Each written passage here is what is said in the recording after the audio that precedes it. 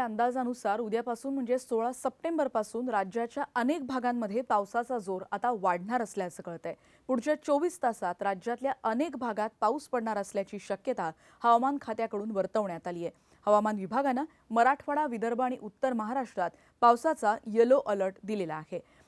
उत्तर महाराष्ट्रातील धुळे आणि जळगाव जिल्ह्याचा यामध्ये समावेश आहे, तर मराठवाड्यातील नांदेड, परभणी, औरंगाबाद, जालना या 4 जिल्ह्यांना येलो अलर्ट देण्यात आलाय। विदर्भातील सगळ्याच जिल्ह्यांना येलो अलर्ट देण्यात आलाय।